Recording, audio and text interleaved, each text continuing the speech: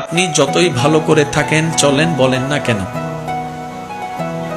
আপনি সমালোচনা থেকে বাঁচতে পারবেন। কিছু সত্য আছে, মানতে না চাইলেও মেনে নিতে হয়, বাস্তব।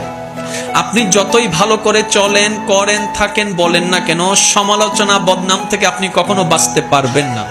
আপনি এর কাছে ভালো হলে দুইজনের কাছে আপনি খারাপ নিশ্চিত হবেন। সবার সাথে কখনো ভালো থাকা যায় না, পৃথিবীর সবাইকে খুশি করা যায় না, কিন্তু আমরা বোকার মতো সেই মানুষকে বারবার খুশি করার জন্য চেষ্টা করতেই থাকি, অক্লান্ত পরিশ্রম করতে থাকি। শ্রদ্ধার সাথে বলি, মানুষকে নয়, ওই মানুষের রবকে খুশি করার চেষ্টা করা দরকার। কারণ এই মানুষ কখনো আপনাকে আমাকে থ্যাংক ইউ না দিলেও ওই রবের রহমত আমাদেরকে ভরপুর করে দিবে। সুবহানাল্লাহ। তাহলে সমালোচনা, বদনাম আপনি যদি মনে স্থান দেন, আপনার মন বারবার আঘাতপ্রাপ্ত হবে, কষ্ট পাবে। তাহলে যেই জিনিস আমাকে বারবার আঘাত দিবে সেটা আমার রাখার দরকার নাই। সেজন্য সবাইকে শুধু ক্ষমা করতেই থাকবেন। মনে রাখবেন, যে ক্ষমা যত বেশি করতে থাকে তে তত বেশি সুখে শান্তিতে থাকতে পারে। সুবহানাল্লাহ।